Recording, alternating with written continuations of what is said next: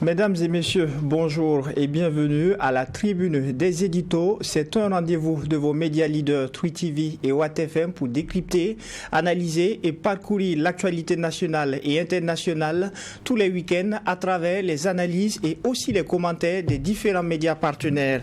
Pour ce numéro de la tribune des éditos, il sera essentiellement question du bilan de l'actualité pour l'année 2023, un bilan qui sera fait au plan politique, sécuritaire, économique et judiciaire, sans oublier les perspectives pour la nouvelle année 2024. Et pour le décryptage du jour, je suis accompagné par 4 professionnels de médias. Nous avons Abdoulaye Tao, directeur de publication du journal L'Économiste du Faso. Nous avons Daouda Kinda, rédacteur en chef du journal Le Quotidien. Nous avons également Ousmane Paré, journaliste indépendant. Et enfin, Michel Nana, rédacteur en chef délégué aux éditions Le Pays. L'actualité nationale en 2023 aura été marquée par les questions sécuritaires, politiques, économiques et judiciaires. Que retenir donc en termes de bilan pour 2023 et aussi quelles perspectives pour 2024? On en parle à cette émission, donc installez-vous. On démarre justement avec le volet sécuritaire qui constitue la priorité de ce gouvernement Michel Nana. Au niveau des éditions Le Pays, l'éditorial est signé par le directeur général et directeur de publication Cheikh Beldor Sigué.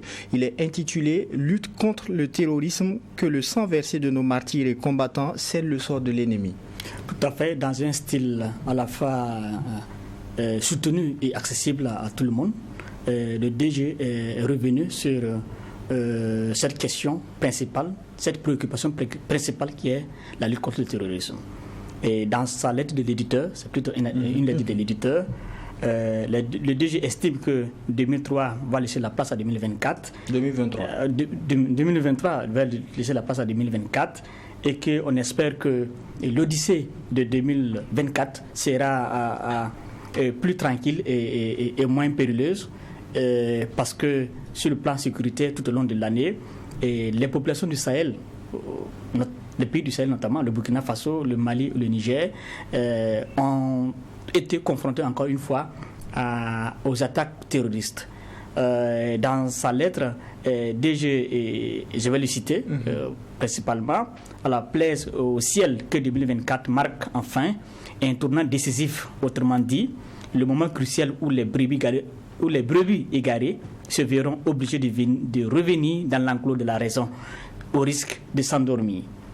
Dans sa lettre également, DG fait une projection sur l'année 2024 et dans sa projection, il n'oublie pas de rendre hommage quand même aux forces de défense et de sécurité. Ce sont des points quand même qu'il faut retenir pour leur engagement tout au long de l'année. On remarque que sur le plan de la détermination, il y a eu quand même des points. Par ailleurs, on a vu que l'armée, il le souligne d'ailleurs dans sa lettre. Peut-être qu'on pourrait l'avoir l'image avec l'équipe technique d'ailleurs. D'accord, il n'y a pas de souci. Il y a eu des réaménagements avec la création des billes, notamment. En plus, il y a aussi le recrutement des VDP. Et sur cette question-là, avec tous ces réaménagements, je cite encore le DG qui dit « Gazons que les funestes expéditions de ces barbares des temps modernes soit la manifestation des dernières convulsions des monstres à l'agonie ». Et cette phrase est venue à la suite bien sûr d'une remarque déjà faite par rapport à l'attaque meurtrière qu'a connue Djibo, je crois que c'est le 26 novembre. Voilà. Et quand on regarde cette lettre de l'éditeur signée du directeur de publication et directeur général, est-ce que l'on peut être optimiste pour 2024 sur le plan sécuritaire? On n'a pas à être optimiste, on a à espérer que les perspectives soient bien meilleures que ce que nous avons bien connu. Je crois que la lettre le souligne déjà. La lettre le souligne. Et elle demande surtout que, au niveau de la population, que tout le monde fasse chorus autour de la transition pour que, bien sûr, cette lutte contre le terrorisme-là ait des résultats escomptés. Alors, Abdoulaye Tao, on a suivi un peu la lettre de l'éditeur au niveau de nos confrères des éditions Le Pays. Pour vous, qu'est-ce que vous en pensez en termes de bilan sur le volet sécuritaire de 2023 ? Bon, en 2023, je pense qu'il y a eu des hauts il y a eu des bas, mais je pense que dans un peuple, dans un pays en guerre, il faut plutôt retenir les points positifs. Les points positifs, pour moi, c'est comme il a rappelé, c'est tout l'effort consenti par le peuple pour financer cette guerre, parce qu'il ne faut pas l'oublier. C'est la première fois qu'on voit une telle mobilisation. C'est vrai que quand certains spécialistes disent qu'on peut faire plus, mais tout dépend des outils qu'on va mettre en place pour récolter les fonds nécessaires. Et ça, c'est important, parce que ça montre aussi que ceux qui sont sur le front sont soutenus par, j'allais dire, l'arrière-pays. Et autre bonne note qu'on peut voir, c'est que désormais, on a quand même une certaine capacité. Une capacité de pourchasser l'ennemi, de le voir venir et de limiter la casse. C'est l'exemple type de Djibo. Et je pense que nos ennemis en ont tiré leçon. Et ça, je pense que pour tout le monde, c'est un signal fort de la part de l'armée envers les terroristes, que désormais il y a des choses qui ne peuvent plus se faire. Je pense que ça, c'est rassurant. Et pour 2024, pour rester dans l'optimisme, c'est ça qu'on souhaiterait voir renforcer. C'est ça qu'on souhaiterait voir, la multiplication des capacités de notre armée, pour que effectivement 2024 soit l'année de la reconquête du territoire. Alors Ousmane Paré, la priorité de la transition, on le savait, la priorité pour tous d'ailleurs, c'est la sécurité. 2023, quel est le bilan que vous faites sur ce volet-là? Difficile pour l'instant de faire un bilan. Donc en termes de chiffres, on ne peut que se contenter des manifestations. En fait, ce qu'on ressent en réalité, qui n'est peut-être pas forcément la réalité, parce que vous savez aussi tout ce qu'il y a. Je ne sais pas s'il faut parler d'embargo, ou en tout cas la stratégie de communication qui est mise en place donc autour de la situation sécuritaire. Donc ce qui fait qu'il y a peu d'informations donc qui arrivent à remonter, en sorte que même pour une situation, et le grand frère le rappelait tantôt, comme Djibo, où on avait manifestement une grande victoire de l'armée, que le gouvernement est resté silencieux et complètement là-dessus. Donc ça fait que des fois, c'est vrai, il y a des éléments positifs qui sont là, mais qui ne permettent pas. Il a manqué d'informations par rapport à cette attaque. De communication. Officiellement, il n'y a pas eu quelque chose qui a été dit. C'est vrai que les médias publics ont communiqué, mais on n'a pas vu justement un acte en tant que tel, donc de la part du gouvernement, qui nous disent exactement ce qui s'est passé, ce qu'il en est, etc., etc.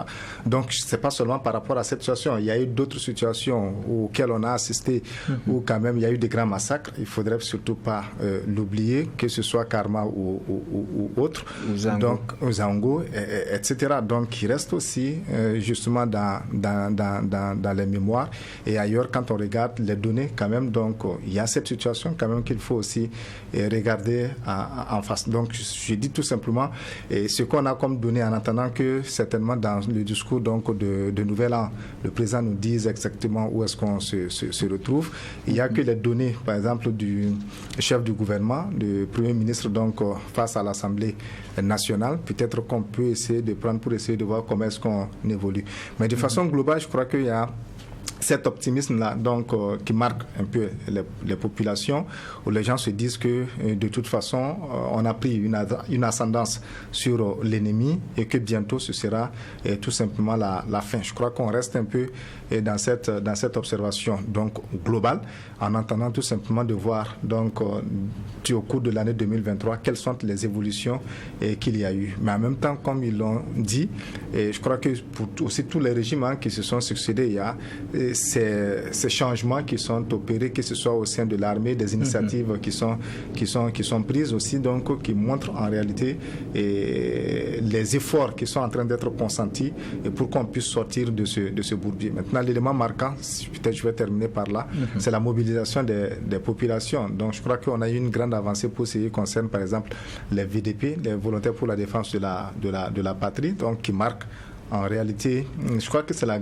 grande différence avec les autres régimes, même si ça a été initié sur Roch Kaboré, mais on a vu justement l'engouement, la plus grande mobilisation des populations, et on espère tout simplement que pour ce qui concerne 2024, et qu'au sein de l'armée, on va finalement s'asseoir, se regarder en face et se dire que sans qu'il n'y a pas de cohésion au sein de l'armée, on ne peut pas aller quelque part. Parce qu'il faut le reconnaître, c'est difficile peut-être à supporter, à entendre, ça peut vexer, mais que la guerre ne peut pas uniquement se porter par exemple sur les VDP ou encore des forces paramilitaires comme les policiers, que ceux qui doivent aller devant dans cette guerre, ce sont les militaires, ce sont les gendarmes, et qu'il va falloir tout simplement que ces acteurs puissent s'asseoir, parler, et qu'on puisse aboutir vraiment à cette cohésion et que ce soit vraiment les premiers acteurs dans la lutte contre le terrorisme. D'accord. Alors Daouda Kinda, il y a eu un certain nombre de choses. Aujourd'hui, en termes de bilan, tout ce qu'on a, c'est peut-être la dernière sortie du chef du gouvernement lors de son discours sur la situation de la nation. Au niveau de la reconquête du territoire national, 65,65%. Il y a eu des acquisitions, un certain nombre de choses au niveau de la réorganisation. Qu'est-ce que vous en pensez concrètement comme bilan sécuritaire pour 2023? Moi, je pense qu'on risque de se mentir si on dit que 2023 a été une année vraiment où on a eu beaucoup plus de sécurité que les années antérieures, parce que c'est une année qui a été marquée par de nombreuses attaques terroristes dans toutes les régions, dans plusieurs régions, Boukoudjoumoun, Sahel, à l'est, au centre-nord, au nord. Il ne peut pas se passer 1 ou 2 jours sans qu'il n'y ait d'attaques terroristes. Les forces de défense, de sécurité, les supplétifs, les VDP sont tout le temps confrontés à ces attaques-là. Donc, mais en face, il y a eu quand même des hommes qui étaient déterminés. Je veux parler de nos forces de défense et de sécurité, nos VDP qui les appuient, qui ont su résister parce que quand même 2023 aussi a été marqué par de nombreuses acquisitions en termes de logistique, en termes de moyens militaires.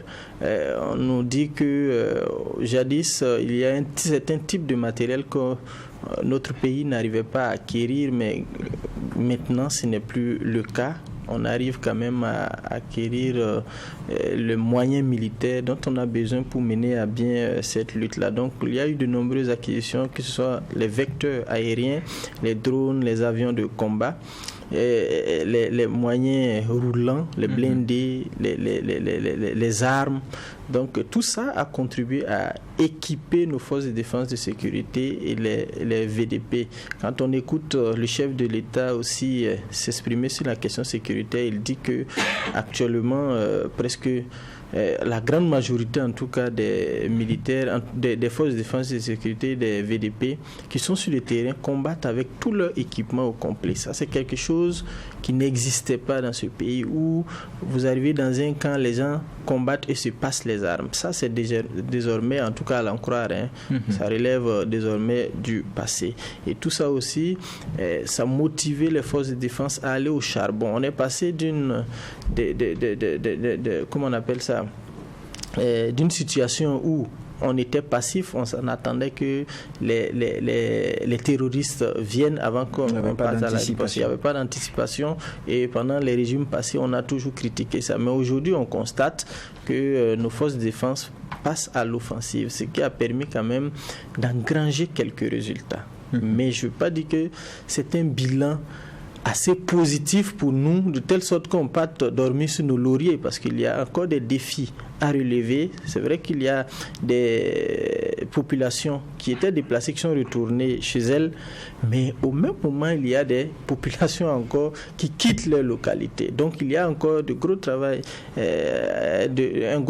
à faire à ce niveau, et permettre quand même à tout le monde, tous ceux qui sont déplacés là, de pouvoir repartir chez eux. Donc, 2024 s'annonce en tout cas sur de belles auspices, mais bon, gageons que la dynamique qu'on a enclenchée là va se poursuivre, continuer à équiper les forces de défense et de sécurité, les motiver aussi afin qu'ils se donnent au maximum pour qu'on vienne à bout de l'île terroriste. En tout cas, l'espoir sans m'être permis. Réaction, oui, Ousmane. C'est un mot que je voulais dire par rapport justement aux populations déplacés internes et à la stratégie globale. L'impression que j'ai, vous savez que depuis 2019, depuis 2017, il y a eu les assises sur la politique nationale de sécurité. On a parlé de la stratégie que officiellement on ne voit pas, même si quelque part on dit que ça a été adopté, parce que la stratégie voudrait dire que en fait chacun est sensibilisé sur le rôle qu'il doit jouer justement dans cette lutte-là. Et ce que je dis souvent, c'est qu'en tant que média, en tant que journaliste, très souvent on ne sait pas le rôle qu'on nous a assigné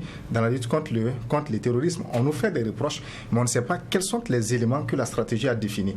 Qu'est-ce que la stratégie a défini par exemple par rapport aux chercheurs, par rapport aux étudiants, par rapport aux commerçants, etc., etc. On se focalise par exemple sur les VDP, mais est-ce que justement on a une stratégie globale qui définit là où on veut aller, qui dit exactement ce que chaque acteur doit faire dans la lutte. Ça me permet justement par rapport à la question des populations déplacées internes. On a l'impression que tout ce qu'on veut, c'est de ramener toutes les populations déplacées internes dans les localités de départ. Est-ce possible? Vous savez que la vie, en fait, l'histoire de l'humanité est marquée par ça. Les Mossi n'étaient pas ici. Bon, d'ailleurs, ils n'existaient pas. Après, ils ont existé, mais c'est l'histoire, c'est des mouvements. Il y a des gens qui étaient dans telle localité. Il y a eu des mouvements qui sont allés vers d'autres localités. En sorte que la crise que nous traversons va entraîner, je pense, obligatoirement la disparition peut-être de certaines localité, ou en tout cas amener des populations à quitter une localité. Ce n'est pas tous ceux qui ont quitté qui veulent forcément revenir. Il y en a qui ont commencé à entreprendre des actions, qui veulent d'ailleurs se sédentariser dans ces localités-là. Donc il va falloir qu'il y ait une politique, qu'on puisse définir exactement qu'est-ce qu'on fait des populations déplacées internes. Qui peut repartir, qui ne peut pas repartir. Qu'est-ce qu'on fait justement de ces différentes localités. Mais si ce n'est pas clairement défini, parce qu'il y a des situations où on a ramené des populations, mais qui sont allées tomber sur des choses horribles. Et les gens n'ont pas pu supporter cela. Donc je crois que tout ça sont des éléments en réalité dont il faut tenir compte. Il faut qu'il y ait justement des cadres pour réfléchir, parce qu'il n'y a pas que les militaires justement qui peuvent apporter quelque chose dans cette lutte-là. Il y a le travail par exemple qui doit être par des psychologues. Des gens ont besoin d'assistance.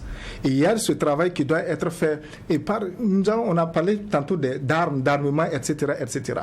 Moi je dis ce qui manque encore aujourd'hui dans cette crise que nous traversons, c'est l'effervescence qu'on avait par exemple pendant une période comme la pandémie de Covid-19, où vous avez vu tous les jours dans les médias des gens proposer des solutions. Mais qu'est-ce qu'on fait par rapport à cette crise sécuritaire en termes d'équipement militaire? Est-ce qu'il n'y a pas une possibilité de susciter un peu, en fait, c'est pas un travail en fait à partir de là, parce que les autres pays qu'on imite, on parle, la dernière fois je l'ai dit, on parle de l'Iran, on parle de Cuba, etc. C'est dans des périodes de crise que des gens ont pu se réinventer. Donc nous, comment est-ce qu'on se réinvente pendant cette crise-là? Est-ce qu'on est capable de fabriquer des armes? Est-ce qu'on est capable de fabriquer des munitions? Est-ce qu'on est capable? Il va falloir justement qu'on puisse tôt ou tard tomber dans ce débat pour essayer de changer justement cette crise-là en opportunité. Abdoulaye Tao, sur cette question de retour de personnes déplacées internes chez elles dans leur localité, Ousmane Paré fait une proposition un peu intéressante. Est-ce que vous partagez son point de vue? Non, je suis d'accord. Dans le principe, normalement, on doit avoir dans la politique les personnes déplacées. Il y a deux façons de les gérer. Soit sur le site d'accueil, on pense qu'ils vont se sédentariser, donc on les accompagne à recommencer une vie nouvelle.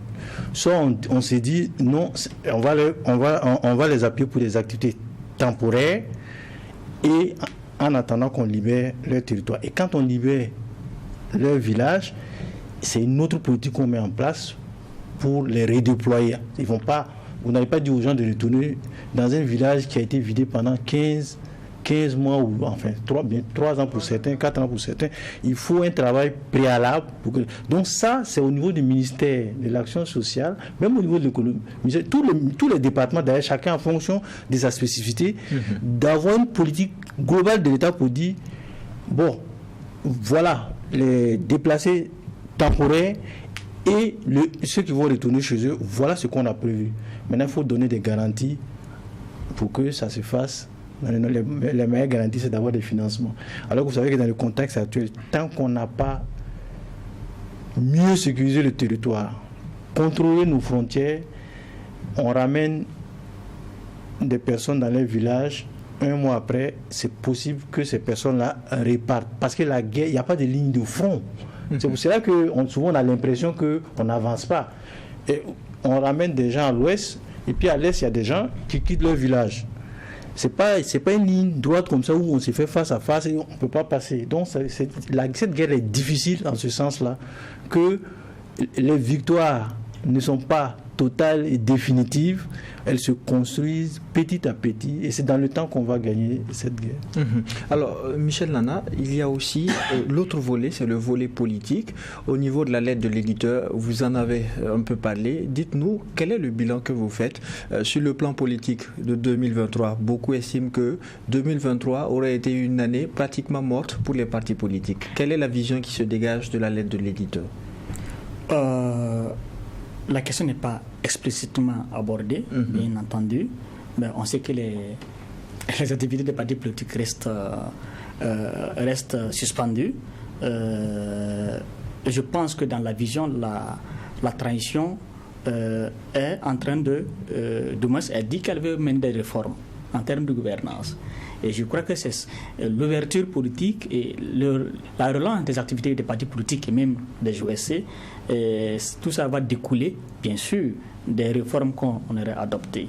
Et sur cette question, vous l'aurez constaté que dans la lettre de l'éditeur, le journal fait remarquer que c'est en période de transition que les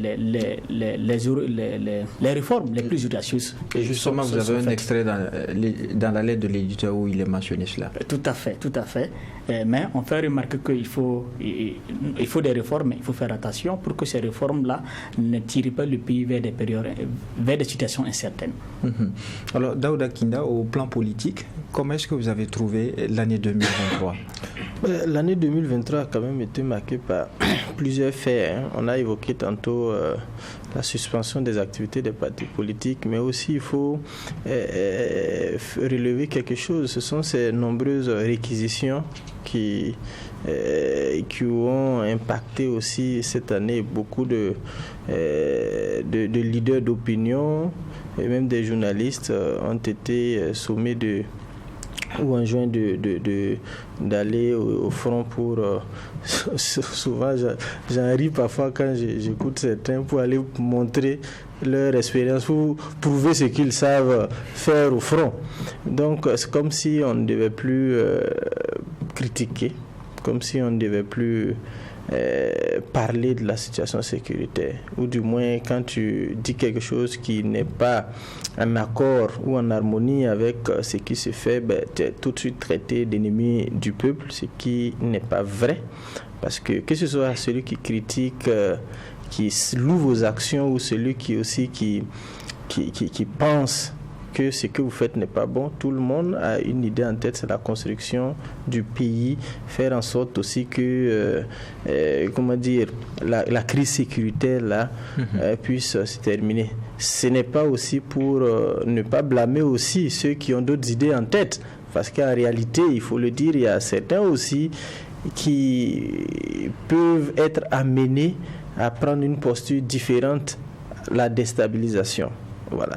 Pour ces cas-là aussi, je pense qu'il y a une meilleure façon aussi de les traiter. La justice est là, il faut faire confiance à la justice et puis les choses vont aller de plus belle. Il y a aussi un fait marquant, c'est la création de l'AES, l'Alliance des États du Sahel, qui constitue un nouveau découpage au niveau régional, compte tenu du fait que nos différents pays, je veux parler du Mali, le Niger et le Burkina Faso, sont actuellement dirigés par des militaires, donc des pays en transition. Donc ça contraint la communauté internationale à avoir un autre regard sur nos pays là. Donc il fallait former un nouveau bloc pour faire face aux différentes sanctions et l'embargo et tout ça qui est imposé sur nos pays. Donc c'est devenu une force sur laquelle il faudra désormais compter. Et il y a aussi ces nombreuses tentatives de coup d'État qui ont été évoquées, auxquelles justement on a pu, en tout cas les premiers responsables du pays ont réussi à déjouer. En tout cas, c'est ce qui se dit. Donc, il y a beaucoup de choses qui ont marqué cette année 2023. Là. Beaucoup de choses. Abdoulaye Tao, quels sont les faits qui vous ont le plus marqué au plan politique en 2023 ? Bon, les autres ont déjà assez énuméré, mais moi je voudrais revenir sur les réquisitions. Je pense que le gouvernement ou le pouvoir aurait pu se passer de cette mauvaise publicité. Parce que non pas plus tard qu'hier, mais c'est aujourd'hui, on voit déjà comment ces réquisitions-là sont traitées à l'extérieur, montées en épingle, alors que normalement, c'est un acte normal dans un pays en guerre que de réquisitionner ses citoyens pour aller faire la guerre. Mais ici, tel qu'on l'a mise en œuvre, ça porte un peu préjudice à l'image même de la transition. Moi, je pense qu'on aurait pu faire autrement pour éviter un peu les médias chauds qu'on a eu ces derniers temps. En termes de réquisition à l'international, beaucoup vous diront qu'il ne s'agit pas que du Burkina, que même en Ukraine, ça se fait. Oui, mais c'est le regard des gens. Parce que ce qu'il ne faut pas oublier aussi, c'est que c'est vrai qu'il y a la volonté des autorités d'amener certaines personnes à aller faire l'expérience. Moi, je ne sais pas pédagogiquement qu'est-ce que ça vaut, mais c'est discutable. Mais si on suivait les règles et que tout le monde allait régulièrement de façon alternée au front, on n'aurait pas taxé. Et la justice n'aurait pas pris, par exemple, la décision qu'elle a prise en disant de suspendre les réquisitions. L'autre élément sur lequel je voudrais insister, qui n'a rien à voir avec les réquisitions, c'est un peu la distance qui s'est énormément creusée entre le Burkina et la France, au point où on se demande si un retour aux noces d'antan va être possible. Mais je pense que c'est la transition, on est en transition, c'est un pays qui se bat pour se retrouver. Je pense qu'une fois qu'on aura franchi ça, on pourra peut-être discuter, pas d'État à État avec la France pour essayer de voir quel type de coopération on peut mener. Et je pense que du côté français aussi, ils sont en train de tirer les leçons. Je pense qu'au niveau du Quai d'Orsay, ils sont en train de revoir leur façon même de travailler avec l'Afrique, parce que ce n'est pas que le Burkina qui a sanctionné, entre guillemets, la France. Il y a tous les pays du Sahel qui sont dans la même démarche. Donc je pense qu'il y a, au niveau diplomatique, il y a un nouvel agenda qui est en train de se mettre en place. Et je pense que c'est à nos pays de savoir se positionner et vraiment en tirer parti.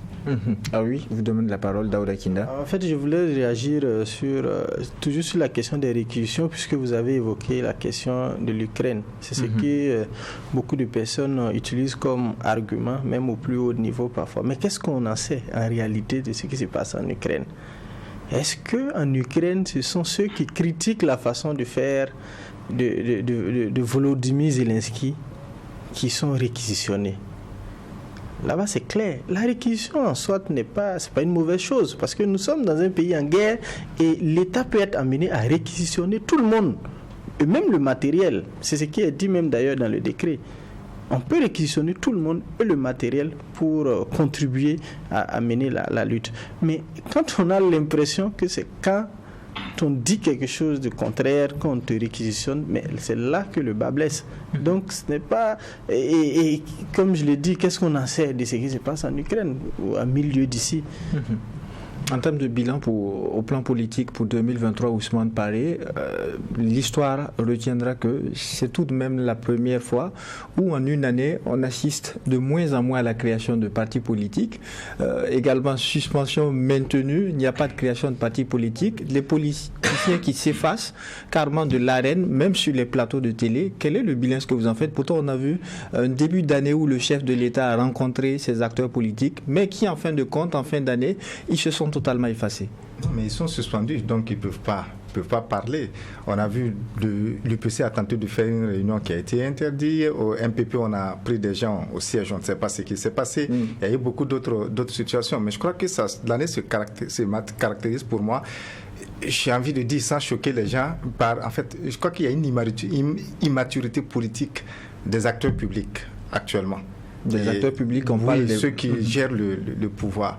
Et ça, c'est tellement banal que des fois je le dis à certaines personnes qui ont occupé des postes de responsabilité. Je dis en fait, la chance que nous avons en tant que journalistes, c'est que de loin, on voit les gens arriver au pouvoir, et on voit les gens quitter le pouvoir. Des gens arrivent au pouvoir, des gens parlent du pouvoir sans connaître le pouvoir en réalité. Le pouvoir, c'est profond. Au-delà de la manifestation, il y a tout ce qu'il y a en bas. Ceux qui accourent vers le pouvoir ne sont pas ceux qui sont animés très souvent de bonnes intentions. Et malheureusement, les gens facilement se laissent prendre dans des pièges et qui facilement arrivent à les bouffer. Ça, c'est la réalité du pouvoir partout. Et là, vous vous rendez compte que les gens sont beaucoup plus préoccupés par leurs propres intérêts que par les intérêts de la nation, même si on parle de la nation. Et ces dernières années, quand j'analyse depuis le pouvoir de Roch, sinon je descends carrément après la chute de Blaise Compaoré, que les gens ont toujours considéré le pays comme un plateau, un repas, de la ripaille. Et chacun, en fait, quand on dénonce les autres, c'est pas parce qu'on veut améliorer les choses, mais c'est juste ôte-toi pour que je m'y mette. Parce que vous allez constater quelque chose de fondamental avec tout ce qui a été tenu comme discours autour de la gouvernance, pour l'améliorer, autour des partis politiques, tout ce qu'on leur reproche et avec lesquels je suis d'ailleurs d'accord, que l'activisme politique continue, mais de la pire des manières. Et les entrepreneurs politiques, ça, malheureusement, pour moi, en fait, ça devrait être la première des choses, si on veut réformer ce pays, à laquelle on devrait s'attaquer. Vous avez vu les OSC, ça n'a pas disparu. Quel type d'OSC? Les OSC qu'on a essayé de combattre... Les activités des partis politiques et également des OSC sont suspendues. Mais officiellement, les OSC continuent de fonctionner. D'aucuns vous diront que c'est des manifestations du peuple en soutien. Je ne dirais pas autre chose, mais quand vous prenez la loi, c'est les mêmes types d'organisations qu'on a appelées à partir de 2015, les OSC spécifiques qui continuent d'agir. Et de la même manière que les anciennes, qui mobilisent des ressources, des montants énormes, pour organiser des activités. Personne ne sait d'où ça vient, qui est derrière, comment ça se passe. C'est la vermine dans notre pays. Si vous voulez réformer ce pays, il faut commencer par ces acteurs-là. On pense que ce sont des acteurs de bas, mais c'est un secteur très bien organisé, avec des tentacules des fois hors de nos pays. Mais tant que le pouvoir n'arrive pas à s'intéresser à ça, parce qu'ils arrachent tout le pouvoir, il suffit seulement d'être là et de leur donner ce dont ils ont besoin et ils font votre affaire. Est-ce qu'en termes de réforme, on n'y est pas? On parle de révision constitutionnelle. Mais ils sont toujours là. Et malheureusement, ce sont eux qui vont suppléer les partis politiques. Vous voyez justement les réformes qui ont été mises en œuvre et par rapport justement au Covid. Vous voyez, c'est là, quand je parle d'immaturité, je reviens à ce niveau. Je suis d'accord qu'on cherche à modifier, mais en fait, la stratégie qui est en place, c'est quoi? C'est qu'on fait tout pour chasser les anciens acteurs, pour faire émerger de nouveaux acteurs, sans se poser la question sur leur sincérité, sur leur honnêteté, sur leur intégrité. Et le Premier ministre, à plusieurs reprises, a expliqué comment est-ce que désormais les députés à l'Assemblée nationale seront choisis. Je vous demande tout simplement d'aller chercher. On a eu le débat, il n'y a pas eu de débat autour des Covid. C'est une réforme profonde de notre système de gouvernance qu'on veut mettre en place. On veut chasser les anciens acteurs. Je vous demande tout simplement d'aller dire les acteurs et d'écouter ce que Thomas Sankara disait des CDR. Mais ça va se passer exactement de la même manière. Parce que ceux qui sont dans les rues ne sont pas uniquement des soutiens du pouvoir actuel. Ce sont des gens qui ont crié avec le CDP. Ce sont des gens qui ont crié avec le NPP, ce sont des gens qui ont crié avec Zida, ce sont des gars qui... En fait, c'est les mêmes acteurs. Donc, si vous voulez changer, c'est juste à ce niveau qu'il faudra intervenir. Et aussi à tous les intellectuels, que ce soit nationaux, entre guillemets, j'ai dit intellectuels, en fait, les intellectuels de service, que ce soit nationaux ou même internationaux, qui sont toujours prêts à proposer des services à ceux qui arrivent au pouvoir. Ils ont toujours les mots qu'il faut, ils vont vous proposer toujours des textes qu'il faut. Malheureusement, on tombe toujours dans les mêmes travers. La seule solution, si on veut construire ce pays, c'est sur les cendres de nos divergences. Il faut qu'on arrive à créer des cadres permanents où on arrive à discuter entre nous, la délibération collective. Sans ce cadre-là, ceux qui vont passer par les couloirs, ils vont toujours faire les choses en leur avantage. Ils ne verront que. quel que soit ce qu'ils vont dire. Donc, pour moi, il faut créer ce cadre-là. Ne pas passer par les couloirs. Il y a eu ce qui s'est passé, on n'aura pas eu le temps de revenir là-dessus, que ce soit la question de la Constitution. Je parlais tantôt de la question des couverts. On a parlé, par exemple, des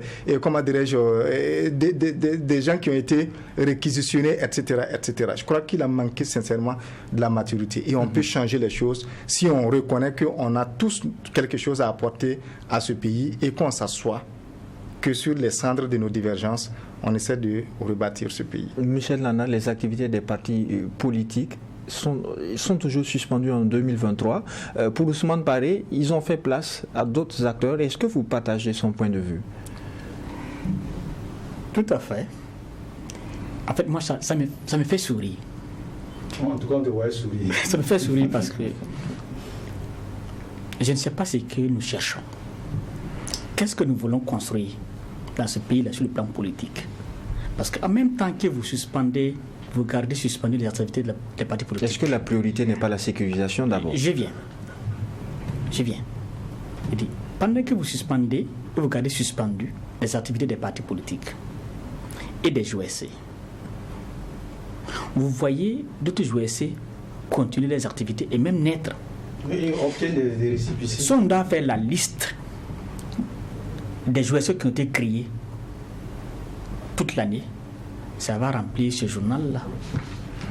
Je dirais la même chose que j'ai dit à Ousmane Paré. D'aucuns vous diront dans le chef de l'État, il s'agit de soutien du peuple qui manifeste son soutien à la transition en cours. Ça, c'est un discours. Il y a les discours, il y a les faits, il y a l'interprétation qu'on peut faire des faits, il y a la lecture qu'on peut faire des faits. Nous sommes au Burkina et on connaît comment ça fonctionne. Effectivement, je pense que en écoutant certains acteurs de la trahison, l'idée est bien sûr de balayer un ancien ordre pour amener des nouveaux. Et ce nouveau, on va être sûr que ce nouveau-là, on va pouvoir le maîtriser pour des objectifs bien précis. Dans la lettre de l'éditeur, vous avez vous-même rappelé tantôt que la transition, c'est le moment idéal pour procéder à un certain nombre de réformes, justement. Tout à fait. Ici, on ne parle pas des réformes, on parle des activités des partis politiques. Sinon, les réformes, c'est tout à fait normal. Et j'ai dit que pour relancer la machine au niveau politique, ou même au niveau social, il faut ces réformes-là. On aurait aimé de voir, par exemple, les activités des partis politiques et les partis politiques reprendre les activités. On aurait aimé voir les JOSC reprendre les activités après qu'on ait eu à toiletter et à nettoyer toutes les incongruités qu'on a, toutes les plaies qu'on a au niveau politique et au niveau social. On aurait aimé les voir nettoyer avant d'avoir d'autres personnes émerger. Je suis mal à l'aise. Je suis mal à l'aise. Très rapidement terminé par là. Voilà, moi personnellement je suis mal à l'aise. Mais je comprends. Parce que, il faut se dire la vérité, c'est que la transition veut, c'était d'asseoir son pouvoir. Et pour asseoir son pouvoir, je pense qu'elle ne pouvait pas compter sur certains acteurs, notamment les anciens acteurs. Je parle par exemple des partis politiques, même s'il y a d'autres qui soutiennent sous le manteau, c'est comment on appelle la transition. Et la transition ne peut pas compter aussi sur des JOSC qu'on a vus, par exemple en 2014, et qui sont nés à la faveur de l'insurrection. Donc il fallait inventer d'autres choses. Et cette chose-là, c'est bien sûr ces JOSC qui sont nés, ce sont ces mouvements qui sont nés et qui ont permis, il faut le dire, à la transition d'asseoir une base sociale et de conserver sa chose. Et je vous le dis, ça va compter, ces nouveaux acteurs vont compter pour la suite. Parce qu'on ne sait pas comment les choses vont se passer. En attendant la réorganisation politique, est-ce que la priorité ne demeure pas uniquement la sécurisation du territoire national? En vérité, tout le monde le sait, la priorité des priorités, c'est la sécurité. Maintenant, comment chacun pense comme approche pour résoudre la question de la sécurité, c'est ça. Et je pense que la fracture qu'on a au niveau de notre société actuellement, c'est lié à l'approche, c'est lié à la méthodologie qui, il faut le dire, fait la part belle à certaines catégories de personnes et certaines catégories de structures et laissant les autres de côté. Et vous remarquerez, quand on parle de réquisition, que Et c'est ceux qui sont de l'autre côté là qu'on préfère amener au front et aller faire des photos et puis mettre à la place publique pour que les gens apprécient. Voilà. Dernière réaction par rapport au sujet. Moi, je voudrais dire, c'est vraiment bon, les deux intervenants avant moi ont dit l'essentiel, mais je pense que il est impérieux pour la transition. C'est pas que son objectif n'est pas noble. C'est pas que l'horizon qu'on s'est fixé est divergent. On est tous d'accord avec l'horizon qui est fixé. Allons, gagnons la guerre. Maintenant, c'est comment on fait pour aller ensemble et gagner cette guerre et réorganiser notre société. Il a dit quelque chose. Créons quelque chose de consensuel à partir de nos divergences. Ça veut dire quoi? Ça veut dire qu'il faut savoir écouter. Savoir écouter les gens d'égal à égal. Il y a des gens qui sont d'accord, mais discuter, avoir un minimum, c'est-à-dire un consensus. Sur libérer le territoire, aujourd'hui, si on vote, il y a un consensus national. Mais si vous faites un sondage sur l'état de la liberté d'opinion, l'état de la liberté de presse, vous allez voir, vous n'avez pas trouvé, il n'y aura pas ce consensus général. Parce qu'on estime qu'il y a des choses qui ne permettent pas. Parce que pour aller en rang serré, il y a des erreurs qu'il ne faut pas faire. Et c'est pour ça que j'ai dit, et dans les hauts et les bas, justement, il y a la façon dont le gouvernement a géré les réquisitions. Il y a comment ils ont traité certains partis politiques, donnant l'impression que, bon, on n'en veut plus, vous n'êtes plus avec nous, et donnant l'impression que ceux qui sont avec nous, c'est eux qui comptent. Parce que le Burkina est indivisible, on est tous des Burkinabés. Et je pense que peut-être pour 2004, c'est vrai que les réformes... 2024, les réformes sont en train d'arriver. On espère que ça ne va pas encore susciter des divergences profondes au sein du peuple et que sur un consensus minimum, puis ça doit passer à l'Assemblée et le Conseil constitutionnel va voir si c'est conforme à la Constitution, on verra. Donc, essayer de créer un consensus notamment sur le sujet clé. Qui importe, et on va avancer ensemble. D'accord. Et vous... Je voudrais dire que je suis d'accord avec ce que les autres, M. Taou a dit et mon voisin. C'est très important. Il nous faut trouver l'élément clé pour le mettre ensemble. Et 2024, je pense, est vraiment une année décisive. On ne doit pas rentrer dans cette année avec les mêmes... comment on appelle ça? Les mêmes facteurs qui nous ont divisés. Il faut mettre fin à tout ça et amener une autre façon de faire permettant de mobiliser tous les acteurs. On n'a pas dit d'être d'accord sur tout, mais au moins la contradiction principale, tout le monde doit se mettre derrière.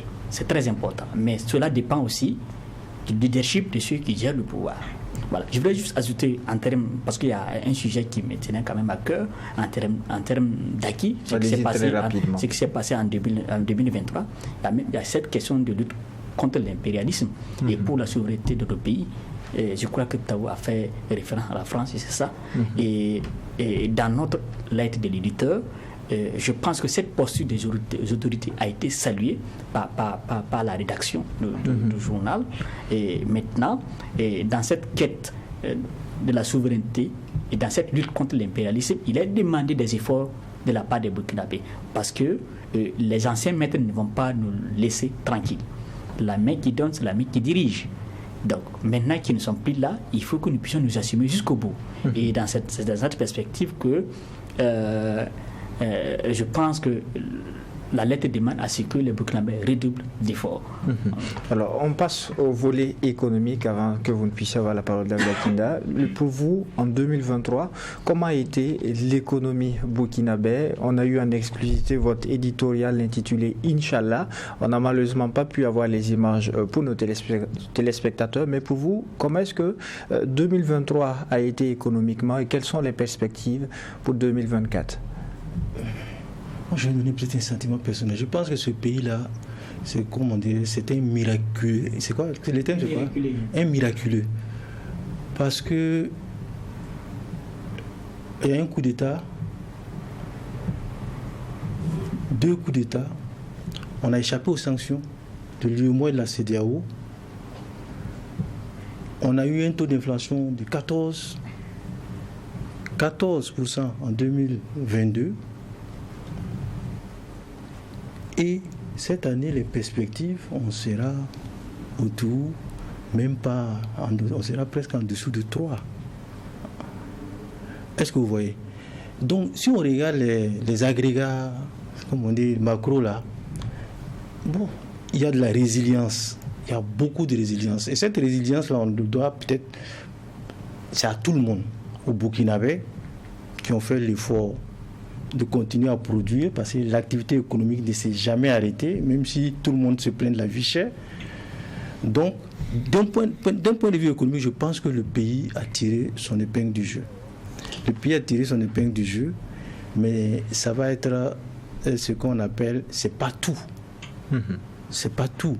Parce que si vous écoutez le discours du président du Faso le 11 décembre, il n'est pas allé par 4 chemins. Il a dit grâce à l'effort du peuple, on a pu acquérir un certain nombre de moyens. Mais ces moyens, on les acquiert comment? Parce que vous savez que beaucoup de gens ne nous donnent pas de l'argent. On mobilise des recettes à l'intérieur et on demande même une mobilisation supplémentaire à travers de nouvelles taxes pour qu'on puisse tenir cette guerre-là. Donc ça veut dire que 2024 va encore être une année de sacrifice. Une année de sacrifice pour soutenir la marche, je ne veux pas dire pour la guerre, mais pour la victoire. Et ça, c'est un effort financier qu'on va demander, qui va être demandé à chacun de nous. Et pour espérer, parce que n'oubliez pas que 2024, c'est l'agenda, c'est le carrefour de la transition. Tel que négocié, c'est un G. C'est un G. Voilà. Donc, je pense qu'à un certain moment, même en faisant la guerre, on va regarder le curseur pour dire, bon, voilà, il faut qu'on mette le paquet pour qu'à mi-2024, on dise, bon, le pays, même s'il n'est pas totalement libéré, grâce aux efforts des uns et des autres, on contrôle une bonne partie du territoire, on peut se permettre de rêver, enfin, de penser à autre chose. C'est pour cela qu'on a conclu notre édito par Inch'Allah. Inch'Allah, un optimisme. Et toujours sur ce volet économique, on sait que le premier produit d'exportation, qui est l'or, était aussi dans une situation liée à l'insécurité. Comment se porte ce domaine-là? Comment est-ce que ce domaine-là a évolué en 2023? Bon, on peut dire que vous savez que là-bas, c'est un secteur qui est très capitalistique. Et pendant la guerre, l'or a continué à sortir. Et s'il y a eu des baisses de production, il y a eu des fermetures liées à l'insécurité, on a senti ça sur nos recettes publiques. Effectivement, bon, on est tellement dépendant de l'or actuellement que tout ce qui touche à l'or, bon, on suit de près. Mais je pense que, grosso modo, la plupart des mines qui sont en difficulté sont en train d'être sécurisées. Et de ce côté-là, je pense qu'en 2024, ça va reprendre. Si on continue d'avancer tel qu'on avance au plan militaire. Il y a l'épisode du charbon fin. On a vu le titre de nos confrères de l'Observateur Palga. Un bon arrangement vaut mieux qu'un mauvais procès. Là aussi, qu'est-ce que vous en pensez? Bon, je pense que ça, c'est le long feuilleton du charbon fin qui est en train de se conclure. Et je pense que les protagonistes ont compris qu'il fallait arrêter les frais, comme on dit, parce que c'était un procès qui était coûteux d'un point de vue peut-être même de l'état de la mine, et qu'aujourd'hui les gens les deux parties ont convenu, parce que hier avant-hier c'est l'avocat de l'État qui a demandé la suspension afin de permettre une transaction avec la mine. On n'a pas encore le contenu de la transaction, mais ce qui est sûr, cette transaction va mettre fin possiblement à l'aspect judiciaire et on va passer à autre chose. C'est vrai que ça n'a que trop duré.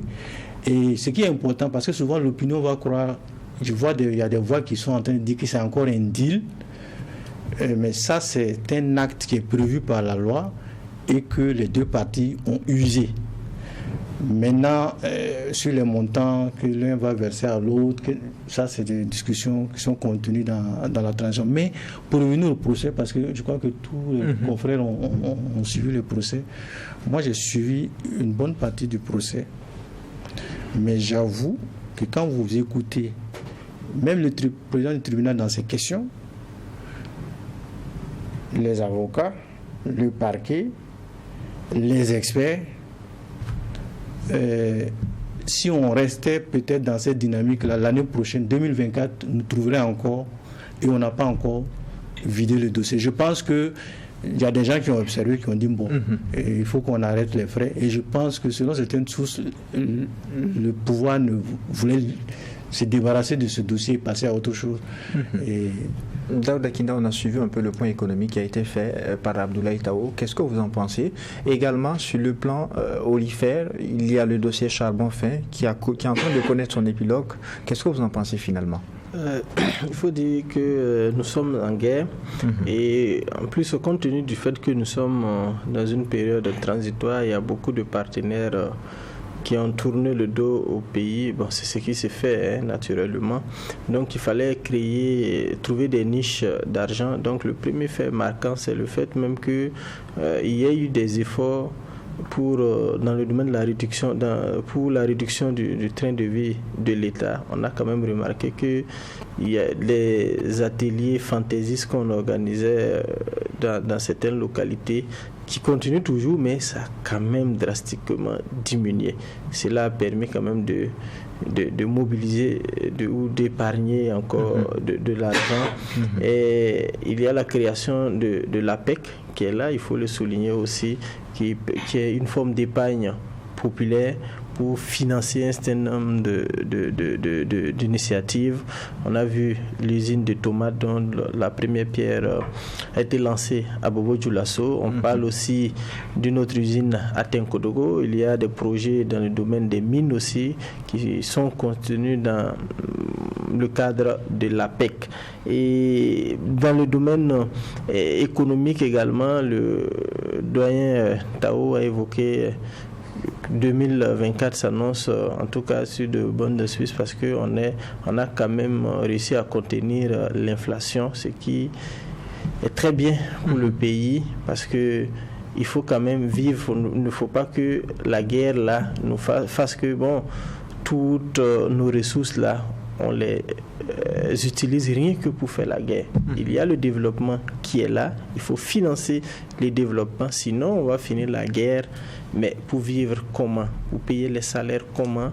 Pour construire les hôpitaux, les écoles comment? Donc il faut développer encore plus d'initiatives. Dans le domaine aurifère aussi, vous voyez qu'il y a des permis, je crois qu'on a donné aussi des permis dans le domaine de l'os. Ceux aussi qui avaient des difficultés pour fonctionner, je pense qu'on a repris les permis, on a attribué à d'autres personnes pour permettre à ce que ces mines-là puissent fonctionner et donner beaucoup plus de moyens au pays. Et on a évoqué aussi le procès charbon fin pour terminer. Je pense, comme tout le monde, j'aurais aimé voir la fin de ce dossier-là pour savoir qui de l'État ou qui de la société minière en question-là est fautif. Mais bon, comme on dit, vaut mieux un bon arrangement qu'un mauvais procès, c'est ce qu'on dit. Et vous l'avez dit tantôt, voilà. On a besoin d'argent au Burkina. On a besoin d'argent si ça peut nous permettre d'avoir beaucoup plus de moyens. Bon, c'est bon à prendre, mais véritablement, on aurait aimé voir la vérité. Parce que beaucoup aussi pensent que l'État, sur toute la chaîne-là, a été fautif ou a été passif. Je vais ajouter quelque chose ici par rapport à la responsabilité peut-être de l'État. Vous voyez, au procès, on s'est rendu compte que l'État attaque ses agents par rapport à un certain nombre d'actes qui ont été posés dans le cadre du dossier et réclame même des indemnités par rapport à la mine. Est-ce que vous comprenez? L'État qui est en même temps actionnaire, qui se sent lésé par ses agents, se retourne contre ses agents. C'est normal. Je veux dire, mais c'est quand même un peu incongru. Mais je pense que dès le départ, la mine, par exemple, a obtenu des autorisations pour faire sortir leur. Mais dès que la cargaison a été arrêtée, il n'y a eu aucun recours administratif, moi je ne suis pas juriste, pour déjà casser ces actes administratifs qui donnaient la couverture à la mine de faire l'exploitation. Il fallait au moins casser ces actes. Mais on arrive à un procès presque du flagrant délit où certains actes administratifs ont toujours cours et on dit non que c'est illégal. ça fait un peu de désordre. Réaction rapide par rapport à l'épilogue sur ce dossier, Charbon, au plan économique. D'abord, sur le plan de l'économie de façon générale, je crois que la transition a ajouté un agenda économique à l'agenda sécuritaire et politique. Et là, c'est très important parce que quand même, comme les autres l'ont souligné, on ne peut pas faire la guerre en oubliant l'économie.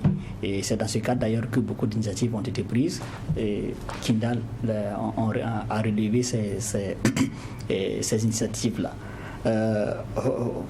Est-ce que l'économie se porte bien? Au niveau macro, Tao a donné des chiffres. Bien sûr, quand on regarde globalement, le pays se porte bien, mais quand on descend au niveau de la population, au niveau du consommateur, c'est pas évident. Moi, je parle en tant que quelqu'un qui travaille dans le privé, et je sais que beaucoup vont me conforter dans ma position. C'est très difficile dans le privé aujourd'hui. Très difficile. D'accord, on est en guerre. On est en guerre. Il y a un ralentissement économique, ça c'est indiscutable. C'est très difficile et c'est pas évident pour les entreprises aujourd'hui de pouvoir fonctionner. Ça aussi. Et j'espère qu'en 2024, la transition trouvera quand même des solutions, proposera vraiment des alternatives, quelque chose en tout cas pour permettre à ces entreprises-là de pouvoir vivre. Si on devrait faire la liste d'entreprises qui ont des difficultés, qui ont fermé ces derniers mois, c'est pas facile.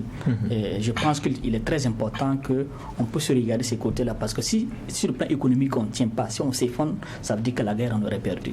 Maintenant pour le dossier Charbon fin, depuis quelques jours j'ai écouté un peu les commentaires, les réactions des uns et des autres par rapport à l'arrangement en question. D'abord, je vais commencer par ceux qui fustigent cet arrangement. Et je les comprends. Ils estiment que c'est de l'impunité qu'on veut couvrir des gens qui sont supposés être fautifs. Très rapidement, on est à tout au plus 2 minutes. Oui, mais moi, personnellement, je suis d'accord pour cet arrangement. S'il peut permettre à l'État d'engager de l'argent, s'il peut permettre à la mine de passer à autre chose, tant mieux. Tant mieux. Et il faut quand même que c'est 5 ans, depuis 5 ans que cela dure. On ne sait pas quelle année cette affaire-là ça va finir. Et qu'il soit l'État, qu'il soit de la mine, je ne veux pas dire que c'est perdre du temps. Mais il est temps quand même qu'on passe à autre chose en trouvant une solution vraiment qui arrange tout le monde. Et là, vraiment, je salue cette initiative. D'accord, on est à moins d'1 minute, Ousmane Paris. Là, c'est pas du tout juste. Hein? Non, mais je crois que je vais aller sur un élément. Pour moi, pour un régime qui veut faire du Sankara, il y a quelque chose qui me cœure un peu. C'est l'aspect de la lutte contre la corruption. C'est carrément absent. Prends un exemple simple. L'audit de l'armée. Tout le monde en a parlé. Le président, en venant, il a dit qu'il y a des militaires, il y a des milliardaires au sein de l'armée. Il a dit que quand ils arrivaient au pouvoir, il n'y avait pas 200 Kalash. La loi de programmation militaire sur ROC. 700 milliards. 700 milliards, oui. Ouais. Qu'est-ce qu'on en fait? On n'en parle pas. Pour moi, c'est pas du tout normal. Au moment où on demande... Non, il faut que j'aille... Voilà. Au moment où c'est pas de ma faute. Au moment où on demande des efforts, justement, à la population, je crois qu'il y a lieu de lutter contre la corruption, de lutter contre, surtout, la fraude. Et il parlait de l'aspect de la réduction du train de vie. Je crois qu'on peut faire encore mieux. Sous Roch Kaboré, on a refusé des types de véhicules pour des autorités qui circulent encore aujourd'hui. Je crois que quand on est en guerre... Voilà. La technique me signale que le temps qui nous est accordé est en train de s'achever. Et c'est tout pour ce numéro de la Tribune des éditos, l'émission qui donne uniquement la parole aux professionnels des médias. Merci à vous qui l'avez suivi. Toute l'équipe de la Tribune des éditos ainsi que les médias partenaires vous souhaitent une bonne et heureuse année 2024. Rendez-vous est pris le week-end prochain pour un autre numéro et d'ici là, portez-vous bien.